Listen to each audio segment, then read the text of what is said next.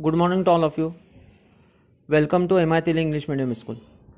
दोस्तों, मैं शेख इल्हाम आज आपको कक्षा 5वीं का हिंदी का पहला लेसन समझाने जा रहा हूँ, नंदनवन, जिसका नाम है नंदनवन। बच्चों, जैसे ही अप्रैल और मई का महीना आता है और जब बहुत ही ज़्यादा धूप हो जाती है, तब हमें पेड़ लगाने की याद आती है। तो बच्चों, हमें सिर्फ तभी नहीं, हर बार पेड़ लगाना चाहिए। जैसे हमारा नारा है, पौधे लगाओ पेड़ बचाओ, या पौधे लगाओ देश बचाओ। इस नारे को हमें बुलंद करना है और साथ ही साथ इस नारे को बुलंद करते हुए इस पे अमल करने की भी हमको आज बहुत ज़रूरत है। वो सिर्फ नारा नहीं लगाना है, उस नारे को हमें अमल भी करना है। तो बच्चों, आप भी ध्यान रखो, आप भी ये नारा लगाएंगे और साथ ही साथ उसको अमल भी करेंगे। आप भी आपके घर में कम से कम एक पेड़ ज़रूर लगाएंगे। ओके।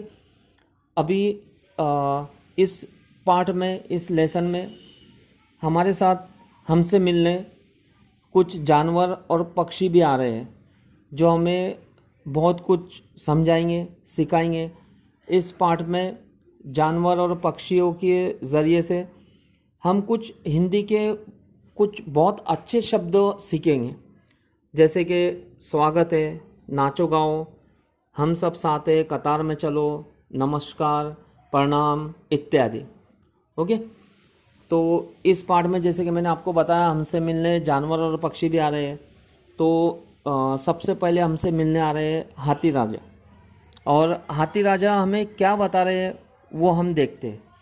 देखो, अभी बच्चों, आप लोग भी जब मेरा लेक्चर अटेंड करोगे तो आपकी बुक ओपन करके रखो और उसमें देखो हत्ती राजा सबसे पहले हमसे मिलने आ रहे हैं। हत्ती राजा, तो वो हमें क्या बोल रहे हैं, आपके सामने बुक रहेंगी तो आपको बहुत अच्छी तरीके से समझ में आएगा। हत्ती राजा हमें समझा रहे हैं कि कतार में चलो, कतार में यानी लाइन में चलो। सबसे पहले जानवरों में, पक्षियों में हमसे मिलने के लिए आ रहे हैं हत्ती राजा, और वो हमें बता रहे हैं कि कतार में चलो। कतार में चलो यानी लाइन में चलो। जैसे हम स्कूल में हमेशा डिसिप्लिन में रहते हैं, लाइन में चलते हैं, तो उसी तरह हत्ती राजा भी हमें समझा रहे हैं कि कतार में चलो, हमेशा हमें लाइन में चलना चाहिए, डिसिप्लिन में रहना चाहिए। अब ये जो वाक्य को जो सर्कल किया हुआ है, उसको आप लोग अच्छे से पढ़ो, उसको लिखने की कोशिश करो। हर एक जितना अपना लेसन है बच्चों, उस लेसन में जितने भी अभी नए शब्द आएंगे हमको, उनमें आपको एक भी शब्दों में काना, मात्रा, विलांटी, उकार की गलती नहीं करना है। हिंदी एक बहुत ही अच्छी भाषा है, हमें उससे एकदम अच्छे से समझना चाहिए, अच्छे से लिखना चाहिए, साफ़ सुथरी लिखना चाहिए। कोई भी बच्चा एक भी काना, मात्रा, विलांटी की गलती नहीं करेगा। आपको बुक में दिया हुआ है, जैसे हत्ती राजा हमें बताने आ रहे हैं कि भाई कतार में चलो, तो कतार में चलो बिल्कुल वैसे ही देख कर लिखना है आपको, उसमें कोई भी काना, मात्रा, विलांटी में गलती नहीं करना है। ओके। उसके बाद चिड़िया आ रही है, चिड़िया हमें बोल रही है नमस्ते। हत्ती राजा के बाद चिड़िया हमें नमस्ते बोल रही है। जैसे हम हर किसी को कहीं पर भी जाते हैं तो सबसे पहले नमस्ते बोलते हैं। उसके बाद तितली आ रही है, तितली हमें समझा रही है, हमें बता रही है कि स्वागत है, आपका स्वागत है, यानी जैसे हम वेलकम करते हैं वैसे तितली हमें बता रही है कि आपका स्वागत है। ओके। जैसे हम लोग हमारे मैनेजमेंट का स्वागत करते हैं, उसके बाद माननीय प्रिंसिपल सर का स्वागत करते हैं। उसके बाद हमें मिलने आ रहे हैं, हमें बताने आ रहे हैं खरगोश, और खरगोश हमें बोल रहे हैं नाचो गाओ। क्या बोल रहे हैं बच्चों खरगोश हमें? नाचो गाओ। ओके। अब वो नाचो गाओ जो खरगोश बोल रहे हैं, हमें समझा रहे हैं, हमें बता रहे हैं, तो नाचो गाओ आपको लिखना है, 10 बार लिखना है, अच्छे से उसको समझना है, काना मात्रा में गलती नहीं करना है, वो याद रखना है। इसमें अभी आपको क्वेश्चन भी दिए जाएंगे, कौन क्या बोल रहा है, कौन से जानवर, कौन से पक्षी ने हमसे मुलाकात किया, हमको आकर क्या बोला। ओके। तो खरगोश हमें बोल रहा है नाचो गाओ। अभी कि आप बच्चों लोगों में किसी का बर्थडे है, आपके फ्रेंड का कोई बर्थडे है, तो हम नाचते गाते हैं। वैसे ही हमें खरगोश हमारे साथ हमसे मिलने आ रहा है और हमें बोल रहा है कि नाचो गाओ। उसके बाद हमसे और एक जानवर मिलने आ रहा है जिसका नाम है कुत्ता, और वो हमें बता रहा है हम सब साथ हैं। यानी इस लेसन में जितने भी पक्षी है, जितने भी जानवर हैं, वो कुत्ता हमें बता रहा है कि हम सब साथ हैं। ओके, ये है हमारे पृष्ठ क्रमांक फर्स्ट पे, यानी पहले पे, नंदनवन के। पृष्ठ क्रमांक 2 पर यहाँ लिखा हुआ है हरियाली में खुशहाली।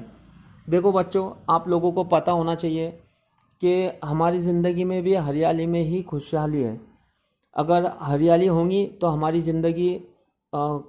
ज़िंदगी खुश रहेंगी, हमारी ज़िंदगी में खुशहाली रहेंगी। अगर दुनिया में हरियाली ही नहीं रहेंगी तो हमें आगे बहुत बीमारियों का, बहुत सारी परेशानियों का सामना करना पड़ेगा। ओके, फिर इसमें भी हमसे मिलने आ रहे हैं तोता, यानी मिट्ठू जिसको बोलते हैं हम। वो हमें प्रणाम कर रहे हैं आते से।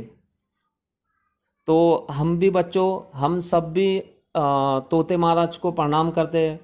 ओके, आपको प्रणाम ये कैसे लिखा गया है, उसको पढ़ना कैसे, प्रणाम वो भी ध्यान रखना है, और हर एक इसको 10-10 बार लिखना है।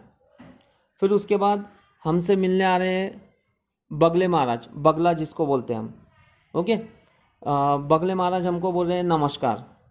आओ बच्चों, हम सब भी मिलकर उनको नमस्कार करते हैं, और उनका भी हम हमारे इस लेसन में, हमारी इस दुनिया में स्वागत करते हैं।